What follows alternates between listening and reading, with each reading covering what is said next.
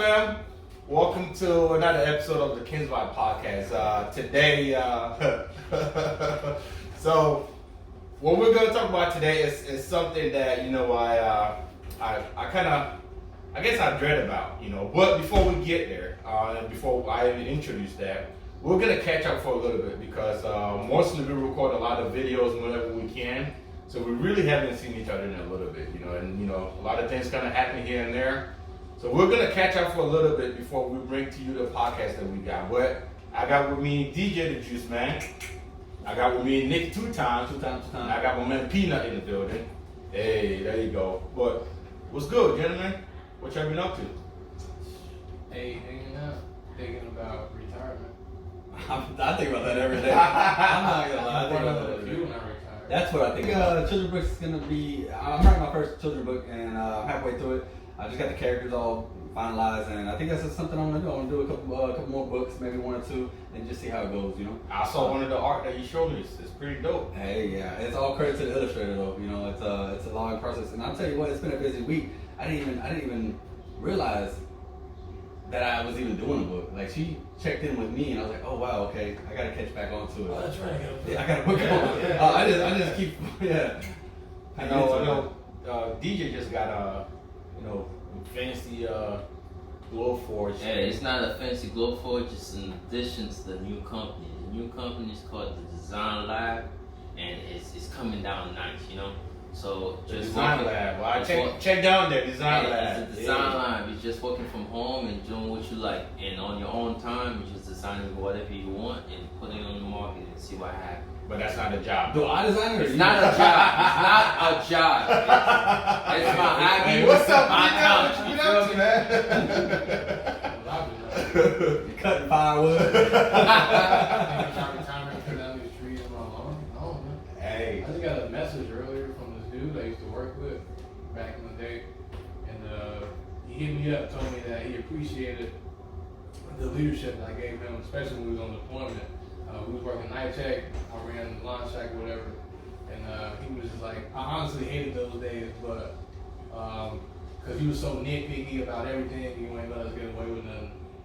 He told me that I set the standard for our shop and set the standard for our organization, which to him helped him live up to standards to where he at now. And where he's at now, he's an Army Ranger, so he went from being in the Navy to going to Army Ranger, and saying that the things that I did helped him continue to just, whatever that standard is, meet it and rise above. The kicker for me to want to keep doing it is the impact that I have on people. And sometimes it's hard to tell if I've had a positive impact on people like I really want to or not.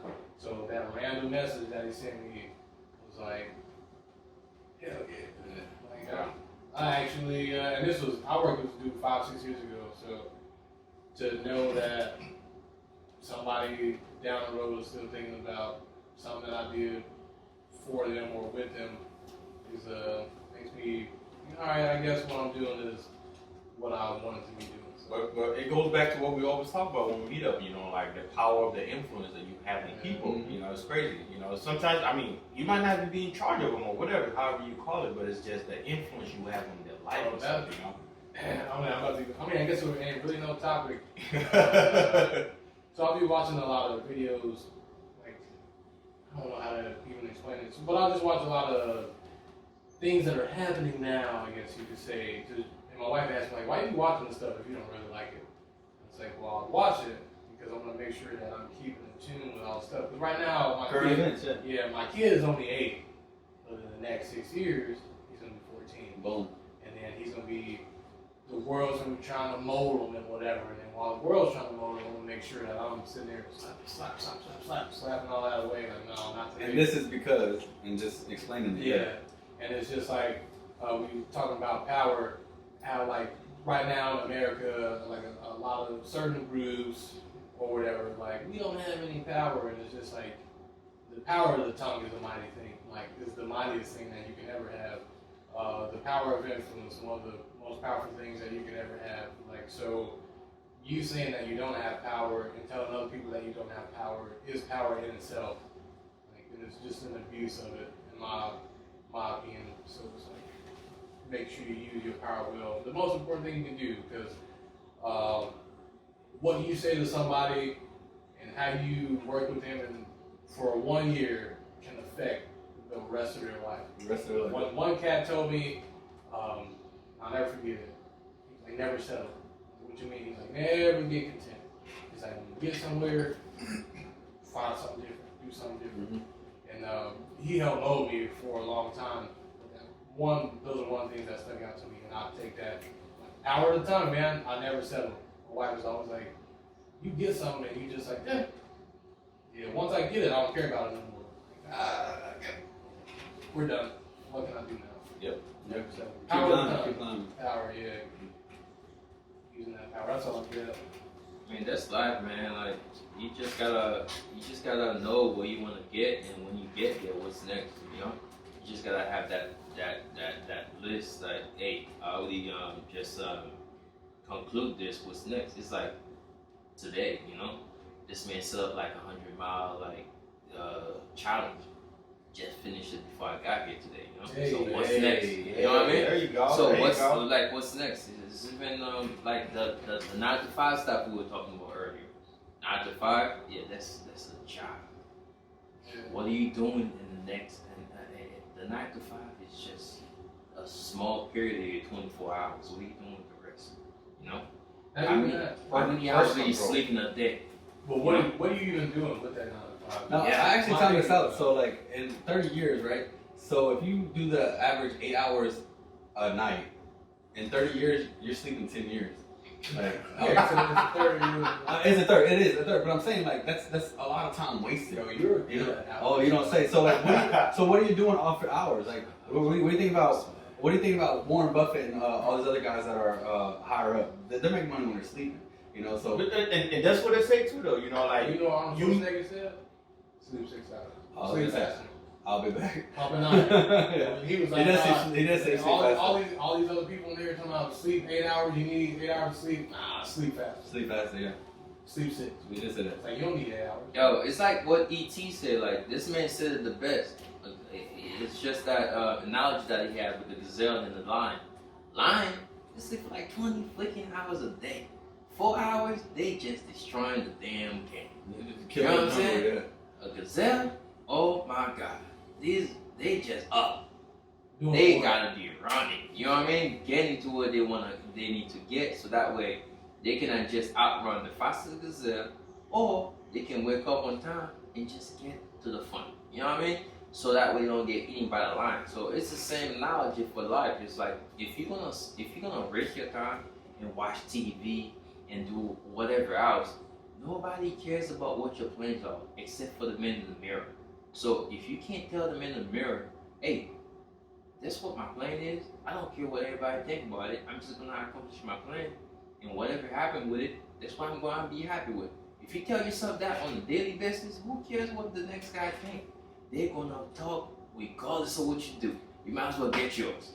I was thinking about that earlier. Like, just random. Sometimes I'll be driving, I'll be having this random thoughts. You your own worst enemy. I feel like. bro. Random thoughts on driving. hey, are you happy with that? Hey, you good, bro?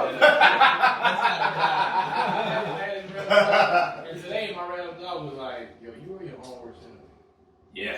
You are your own worst enemy. You're standing in your own way, yeah. Yeah, like A lot of times. no matter who coming down on you and telling you that you're not doing good, or somebody telling you that you are doing good, like you will tear yourself down way faster and way easier than anybody else ever will. Or you'll let them do it to you. Yeah, man. Well, it's good, but you also got to know how to build yourself back up. If you're gonna keep tearing yourself down and not build yourself up, you're not doing Yeah, yourself but any here's good. the thing, though. It's not your case, obviously. No. People, I feel like people who tear themselves down don't build themselves up.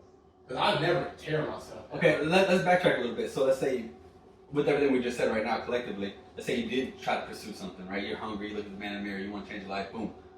And you failed at it completely. You wasted a little bit of money into it, or maybe a lot of money into it, and you just completely failed, and whatever your idea was tanked. And you don't even know the way up no more. Like, what would you do? You have to be willing to learn from your mistake. That's number one. Mhm. Number one, you gotta be willing to analyze what did I do that was wrong? How did I fail? learn from your mistake and make sure you don't repeat that mistake the next time around. But the fact that, you know how they say like, oh, yo, fail 7 times, just get up 8 times. That's what that means. If you wanna just lay on the ground and just feel bad for yourself, you looking at the man in the mirror and saying, you F up, you stupid, like stuff like that. You know what I mean? You know what I'm saying? You don't say that to yourself. You should be able to uplift yourself and just make sure, hey man, you meant whatever you did, like you failed, whatever. Put that behind you. Look for that new way to make whatever plan you had successful. Boom. What can I do next to just get on that platform I want to get on? That's building. You know what I'm saying? It's like, hey, I was sleeping 6 hours. Now I got 3. Hey, You know what I mean? Like, what am I gonna do? Also, to answer your question, I mean, that's to me one of the best answers you can say. But go back to your foundation, and what your foundation. What I mean by that. so is, retract. Yeah, I like for, this. for some people, it's like,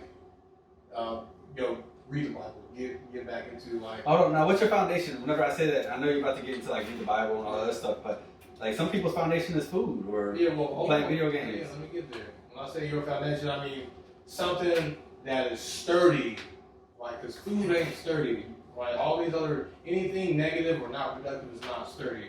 Something that's sturdy, your foundation could be the Bible, maybe you Muslim, maybe it's a Quran, or whatever it is, or maybe it's another person. Maybe your foundation is your mom or your dad, and you just need to, like, you put all this effort in, you hit this big wall, maybe it's your spouse, you hit them up, it's like, yo, I'm not really feeling it, and your foundation is going to be like, I get it, not today though, like, you got one day, here's your one shot, like, I'm gonna listen to you vent, and I'm gonna hear you out, and it's gonna be what it's gonna be.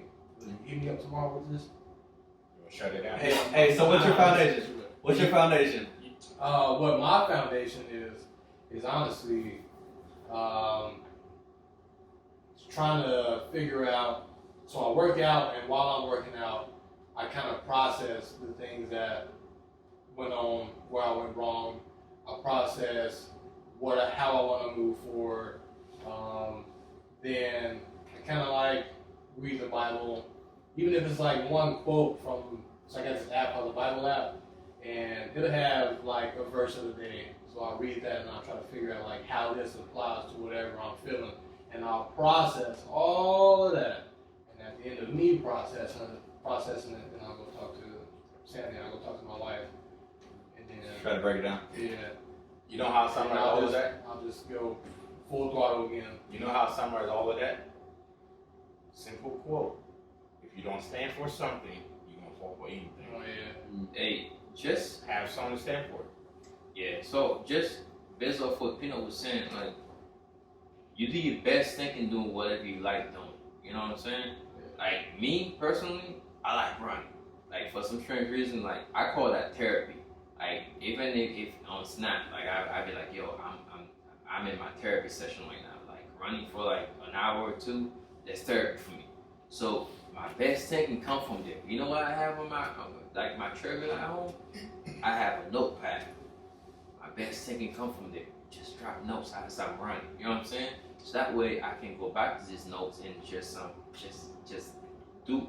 see what I can do with those notes. Yeah. You know what I mean? Because sometimes you have that line of thought that just align with whatever you wanted to do for the year or for the month or for the week, whatever. Yeah. And then boom, drop top. You don't know where it went. So you gotta be able to write it down. Just drop a note real quick, see what happened, and then when you come back to it, it's like writing an essay, man. It's like you freestyle real quick.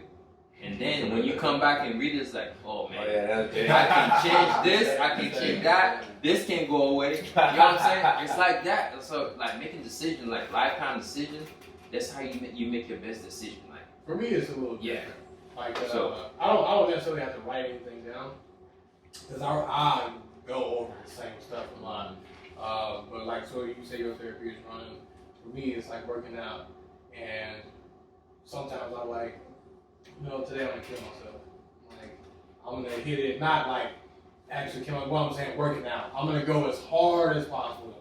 Like, whatever intensity, if I normally, normally I'm gonna do 10 reps, like I'm gonna do 14, and I'm gonna do another set, and I'm gonna do another set, and I'm gonna do another set, and I'm gonna be tired as hell, and I'm gonna do another set. And it's usually like when I get my most fatigued and I'm like racked away or whatever, and I'm sitting there for maybe that minute or 2 minutes in that rest mode, like the juices are just flowing, and it's like, aha, I just have my Beast aha mode. moment. I just had my aha moment, like right there, and then I just keep going, and then as I'm going through, and I'm just like breaking my body down, because working out is not, it's a physical thing, but it's a mental thing. So as I'm just going through the motions of like trying to push myself past my limits, like I'm just thinking about how mentally I can keep going and pushing myself past the limits. So there's a video that I did the other day, and I was talking about the hibernation period, right? So like the period where like there's not a whole lot going on, you know, like that 1-2 minutes that you sit in,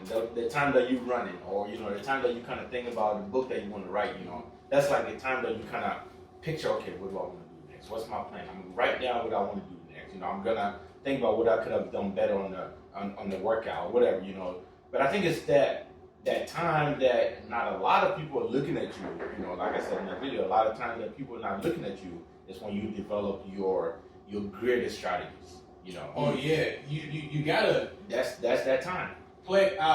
You always want to play things close to the chest, right? So all my biggest moves, I'm gonna think about them by myself, and they usually come while I'm working out or something, and then I'll spend weeks on it, and I'll just be thinking about it, going over and over and over and over, and figuring out, all right, this is the path I'm gonna take. And once I figure it out, then I go to my wife, and I'm like, all right, I've been thinking about this, and this is what I think. Shoot holes in it, and after we agree on whatever it is, or we come to some sort of agreement, then I'll push forward. But yeah, I play everything close to the chest. Nobody know what I'm doing damn near until it's done. Boom. That's exactly what I would say. Like, I just keep my head down, and you'll see the product. That's 100% accurate. Like, when you're running, and I can agree with you, I have so much information and stuff I'm doing that coming in, I gotta write it down. And it might be in my phone on the notes, It might be on a note, it might be on a piece of paper, it might be on the back of a receipt, but I ended up compiling it into a yearly planner. And even my 2020 planner in the pandemic or hurricane and all other stuff, it's full. I got stuff going on tomorrow, the next day, meetings, interviews, projects, whatever, something new, you know, and it's just, I keep that head down and I just keep pushing and plowing. Don't settle. So, Never settle. King 5. I mean, one of the things that we gotta focus on is like the end goal. Like, you doing all these things? Why are you doing all these things for? Mm-hmm. Like, my end goal, like personally, my end goal is like real estate. That's my end goal. Is to like own as many houses as I can, possibly, like, period. Because if you have the land in the estate that you can own, they can't take that. That can't take away. They can't take that away from you. Period. You know what I'm saying? As long as you take care of your business and whatever. But how do you get there? That's the question. People are not willing to do the dirty stuff that comes with it. You know what I mean? Hard work. You don't exactly. So you don't get there by just purchasing. Oh, this beautiful house. This beautiful house. Like, oh, I want this beautiful house. Like, let's just purchase it. Credit. You know what I mean? So yes, credit is great, but when will you be able to purchase a house with cash? Your credit, your cash, not having to just go, hey, Mr. Bank, can you please help me out? You know what I'm saying? Like stuff like that. So when you get to that period where you can actually write that check and actually sign it, that's when you feel like, yo, I got to the point where I feel successful. Success is great, but when you get to the point where you just feel like you can, like you got a son, where you can actually just leave it to the next generation, that's real success right there. You know what I'm saying? That's real success. Generation success is real success. So when you work hard enough to the point where you can actually just push it down to the next generation, where they don't have to worry about. It's like Gilgit, man. Like, this dude, he doesn't spoil his kids, but he gives them enough so they can survive, so they can get by. But they have to earn it. It's the same thing like I feel like every parent should do. Yes, you create success, but don't spoil your kid, because at the end of the day, they're gonna destroy them. So you gotta let them earn the same way, not this kind of the same way you earn it. You gotta put them through the fire. Yeah, you gotta put it to the fire to make sure that they understand. Hey, this money did not just get there. You created this worth, so they have to be able to actually be able to get it themselves. If they can get it themselves, guess what? Your wealth is gonna be a generational wealth. It's gonna go from But I think there's a lot of there's different school of thought when it comes to that, you know, and of course that's probably one of, I don't know if I should say ideal, you know, like put them through not whatever you went through, but at least let them know how to get there, right? But also people be like, hey, if I've got it and I did it because of them, why they gotta suffer? My thing is, you know, and you talk about spoil. People use the word spoil when they're talking about bratty kids, right? And I feel like people use the word spoil, but they don't know why they even use it. And I'm not saying you don't, but the Bible says, "Judge a tree by the fruit it bears." All right, and that's where people need to think about when they're talking about spoiling kids. Like, what is your fruit doing? Like, but at the same time, you talk about if I had it, you got it. But if that could be the case, but you just hoping that nature this kid just naturally comes out wanting to keep pushing forward.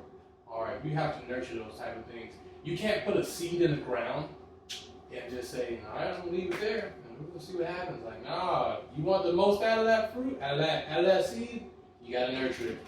You gotta prune it. Yeah, you gotta prune it, you gotta water it, you gotta do all this stuff. And it's just like the end goal is obviously like I want generational wealth. I want the same thing. I want real estate. I want to give something to give to my kids. But I told my wife two things, and I'm leaving my will. If I feel like they haven't earned it by the time I die, I'm gonna leave something in my will.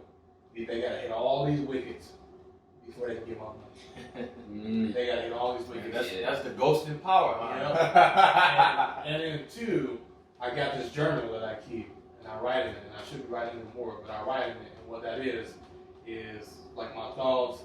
And so basically, hopefully, by the time I die, what I want to do is I want to make more copies of it. And when I die, all my kids are going to get it. I want to make more copies so my grandkids can get it. So they can see my train of thought. Because my kids know what they see of me, but they don't know the behind the scenes stuff. They don't know what I think about maybe things that I've done to them or things that I've done with them, right? They don't know what I thought about or how I felt about my job and what I was doing and all this other stuff. So they can get a different view of me, a more well-rounded view. And then for my grandkids, hopefully they know me well. What if they don't? Right? But I feel like those would be the real keys, right? Because like the Bible is a real key because it's the word. So I can give them my words and say, all right, here you go. Like even if you started from nothing, if you read this and you took anything from it, you should be able to just, over given time and effort, you should be successful. Yeah, so the key to this whole conversation is understanding the foundation, you know?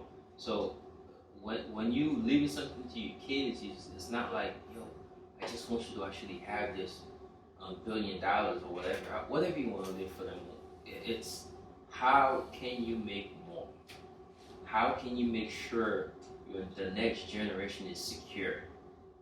If you don't have that foundation, you can build that building all the way to the top. Guess what? If you don't have that secure foundation, that solid foundation, that suck is coming down. I don't care. It's natural. One seed is always supposed to create. I like how you said that. Like you're building people. You're not raising people. Yeah. You're building somebody to what like. But to branch off that too, you're building people not to your train of thought, but not to their own train of thought as well. So you can't just push your ideas on them and expect things from them. Like branch off of their ideas. Yeah. Because there's a lot of times like the kids that I have that helped me through my life. I'm like, I didn't think of it like that. All right, cool. I really appreciate that. And they're like, okay, look. But that's the thing with a lot of parents though. It's mostly like, hey, I'm older than you are. I've been through life than you are. You should probably listen to me, kind of thing. But it's like, yo, this generation coming up, man. Like, it's things that they're gonna say, do that. You like, ooh. You remember this training that we went through at the Blue Angels?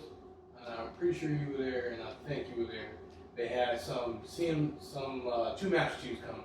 One used to be a chief of the boat, and one was a maintenance Master Chief. They gave this training about like different generations or whatever. And there's one thing that I took away from that training, how people are always like, this generation is blah blah blah.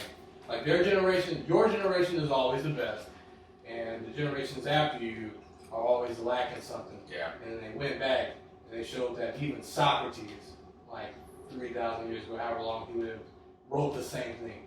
Like, so no matter what, and I'm not saying that you were getting at that because you weren't getting at that at all, but it's just like everybody's young at one point in time, and that's just it. You got to take account for that because you were young.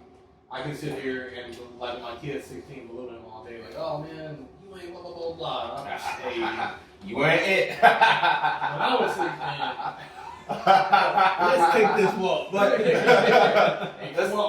that's a book that I'm reading. Leaders Eat Last. I don't know if you read it. Actually, my boy let me get that book. I just started reading it. And they've been talking about like the different generations, and I think what they were talking about was like, you know, this generation right now is like everybody talks about how like they always got the phone in their hands, they're playing this, they're doing that. But you look at the statistics, and this generation has more like self-owned businesses than any generation at all. It's like, I mean, as bad as it might sound or it might look, there's a lot of good stuff that come out of stuff like that. You know, I think phones and computers. Yeah, you just should be open to marketing stuff like that. Yeah. So I mean, I feel where you're coming from, but It's a job. it's a. Based on like, since we're talking about generation here, let's break it down, right? So this generation, the millennial generation, yes, they have more self-owned business, but you gotta understand they have more option to display those business to the rest of the world. As if back like 50 years ago, when this dude had like a chocolate business, all he knew was the local people. That was still a business. It wasn't on display. So those still exist. All those generations in my mind are still the same, but on different level. So how do you display your business on the national level or on the local level and stuff like that? Peanut may not have known about my goat business, you know what I'm saying? Because he lived down the street, he lived a little too far. Now I have social media to display that business to him. Now he can actually look it up on Google or Facebook or whatever, Facebook Marketplace or whatever. So based on whatever they have available to them, that's a little different. So I feel like all the generations are kind of the same way, but a little bit more developed. Like more people you expose to more people, which brought me into that little thing that I saw on Netflix, man. It's like, yes, there's a lot of plus and plus in the new generation that we're living in. What's the generation that I'm part of? Generation Z. He said, Generation Y. We all Generation Y. The good old millennials. Yeah, I don't claim them, but hey, I don't claim them, but it's what it is. It's whatever you want to claim to be part of, whatever you want to carry, however you want to carry yourself. But every generation has have their own advantages and stuff like that. Like this generation that we're living in, yes, they are great. They have all the technology, but guess what? Based on like 16 and under, the suicide rate is a little higher. People are just chasing the likes on Facebook, on social media. Maybe there's more reporting stuff like that. There's more visibility. I understand that, but you gotta understand. Yes, there are a lot of positive, but there's also a lot of negative. Yeah, but I mean, there's social media. There's different avenues to see it happening. Whereas whether or not it happened in the past, we don't know. There is different avenue, but you gotta understand the generation that our kids are living in. You gotta understand the bullying that goes on social media, like the people who just the behind the keyboard gangster. Like back in the day, like you use, if you have a problem with me, you come see me. Yeah, but here's the thing though, and this goes to the parents, and how many parents is willing to give this is the best way I'm gonna put it, how many parents is willing to see their kid get their ass whooped? Oh, I'm trying to get my ass whooped. Hey man, what you into, bro? Hey, let's do it. Hey, I'm ready to fight. Let's do it. So this generation, not even this generation, like our generation of parents, right? What they like to do is, and I've seen this on playgrounds all the time. They little kids be just tearing up. They won't say a thing. Right? Get it. Somebody right? They tear up on the wrong kid. That wrong kid like, hey, bro, I'm done. Eat. And then like, oh, you need to get your child like. I literally just watch a little dirtbag kid for 20 minutes just sit here and keep pushing my kid. And now it's weird. The only thing you saw was my kid do this. So like, how many kids are willing to watch their kid get their ass whooped? Because, and that plays a part into all this bullying stuff. Because a lot of people, they want to be so cool with their kid. They want to be the cool parent. Like, I don't care about being cool. Like, I'm not cool. My daddy told me this when I was young. I can be friendly, but I'm not your friend. You need to remember that. Hey, I agree with your daddy, man. Yeah, but it's just like, you gotta, because all this bullying, people are like, oh, wait, I'm getting bullied. Go, knock him out. I told my kid, same thing my daddy told me. If you do this, they're talking crazy. Let them have it. Give it to them. If they put their hands on you, give it to them. You say, oh, I'm going to get in trouble. You know what? I'm going to go to school. The school might be mad at you, but I'm not going to be mad at you, and I'm the one that matters. So, that's it. like, you're good. You're not going to let nobody bully you. But at the same time, I told them, if I ever come across any word, you do anything, any type of bullying, you're done. Done. You're going to get destroyed. Yeah. This dude was telling me how he was coming into the kitchen and the daddy would just hit him in the stomach for no reason. Get you ready. I was 13. I came around the corner. I know it was nowhere near as hard as he hit me because he was big as hell. But he hit me so hard, and I curled up. I was trying not to cry, but I couldn't help it. It was so bad. And he was like, and I'm like, yo, what'd you do that for? He's like, yo, you gotta stay ready. And I was like, what? Like, yo, I'm 13. Long and old. Like, that's when I got into the most negative stuff in my life. Is after I was 13. Yeah, so definitely. I can it was do just like keeping my head on the swivel. Yo, my daddy told me to stay ready. You were looking for something. Not like But one thing I'm going to say, though, I think a lot of this generational talking, the generational, all of that stuff that we talk about, social media, all that good stuff, it's more like a social identification. Cool. Yes, just like he always say, even though we are part of the millennials, right? He doesn't identify himself as I don't. You know what I'm saying? It's just a social identification. If he thinks that he's a baby boomer or whatever they call it, that's what he is because that's what his mind tells him. I'm a baby boomer. I just want to put it out there. All right, go ahead. okay. Oh, that's it. That's the subject. You know what? Hey. That's maybe a thing for you to do. That you're actually not a part of. I identify as a ball. So what are we saying? Know who you are. I'm a basketball. Yeah. Know what you want to do. Put some effort into it because nobody's going to do it. If you wake up the next day and you're satisfied with what you did the previous day, you're on the right track. Stop expecting stuff. That's what I'm saying. Nobody gonna bring food to your plate. You gotta go. If you are happy with your life, you're on the right track. Done. And don't nobody care about you. Don't nobody care about you. You But feel you. me? Hey, no, Don't nobody care about you till you on top. Till you got Hey, something. no. So whenever I was leading like 30 younger guys, all in their 20s, right? I'm 30 years old. That's what I used to tell them. Nobody cares about you. Nobody's gonna care about you. Not your mama, not your daddy, not your husband, not your boyfriend, not your girlfriend, not your dog. Nobody gonna take care of you like you. Some of them do though. But they can always leave or die, or something can happen. You always gotta take care of yourself before you gotta help yourself before you can help anybody else. I mean, you should. And you gotta You present should. to the table. You gotta carry You your cannot know how to help anybody if you can't help yourself. You don't know what it is. If you keep that nobody care about you mindset, and not saying that like literally nobody cares because about you, people are. but it's just like everybody got a small group, right? So if I knew I needed something from y'all, I can hit you up, right? So y'all care about me. But in the grand scheme of things, like I'm not gonna get on Facebook like, yo, nobody cares about you. Like Exactly. your little whack ass post, nobody cares about. Like, yo, sit down. Like nobody cares. Like the people that care about you, you know what they would do? They would call you. Yeah, They would text you like just because somebody commented on your thing, like they don't care about you. That's easy.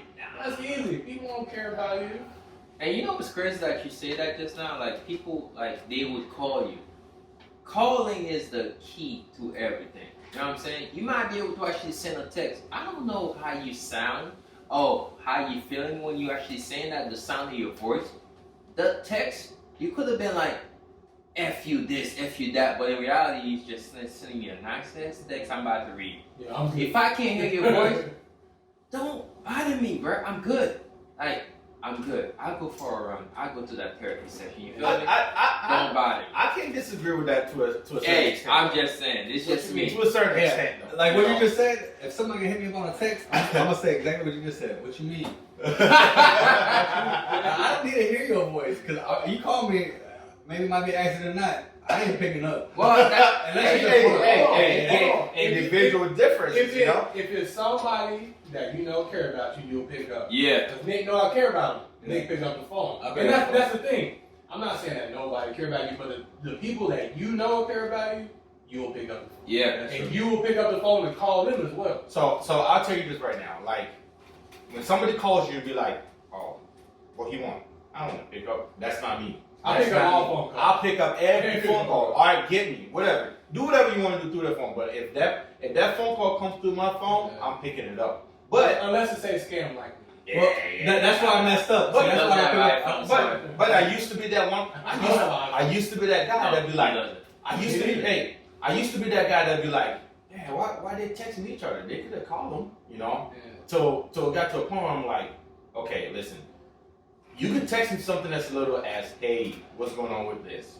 Now call me and we talk 5-10 minutes. 5-10 minutes I could be doing something when literally all you wanted was something as little as, hey, what's going on with this? This is what it is. Boom, done. Move on to something else.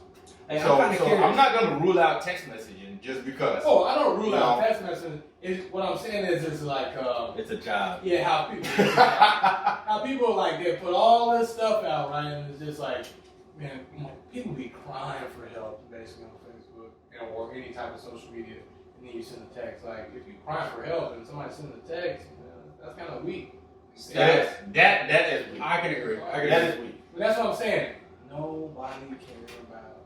I agree with you, Peanut. Stop putting your personal business on Facebook. Nobody cares. They're gonna like your stuff, comment on it, and next what? The next day they go out of business. They don't care. They just like you might get 1,000 likes. Guess what? You just give them more bullets for them to shoot at you. Hey, it's I'm gonna let you know if you go friend me on Facebook, I'm gonna care. Alright. Hey, next Facebook is down there. Hey, I be real. I don't care. I'm gonna forget about that thing the next day. I might even Facebook call you. You know that. I do it. It just boils down to knowing your circle, knowing the people in your circle. If I know that the best way to get Peanut is to call him and not text him, or if I need something from Peanut, I'm calling him. If I know the best way to get Nick when I need him is text him, and guess what, Nick? What's going on? Boom, boom, boom. Know your circle. I don't. So, look, I care about everybody, but I'm more like and he late, and he always on time kind of dude. Like, I'm not gonna hit you up all the time, but when I feel like you really need something, then I'm like, hey. Bro, Kusi yesterday, Kusi, he texted me something, and it called me like a second later about something completely different, and he didn't even talk about the text. Nope. Because we ain't got time for that. We already hit up. Some things are text message. Yes, wealthy. We'll do that. We'll put in a text message. Hey, what's going on? Boom, done. Moving on. Some things I gotta call you. Different topics. That text message. Different topics. You good, bro? But hey, we're just catching up. That's what we've been up to over the last few weeks that we haven't really shot any video. But we actually have another video that we're going to talk about today, which is pretty dope in my opinion. I'm feeling kind of vulnerable right now. I don't know. You're a professional, dude. But thank you very much for sticking around and supporting. It's been the King's Vibe. Again, I've had DJ the Juice Man, I've had Nicky Two Time, and I had Peanut, my man. All right, thank you very much. Make sure you share, subscribe, like, comment on our Facebook so we can bring you more. And thank you, just like always, for supporting it. Take care. We'll see you.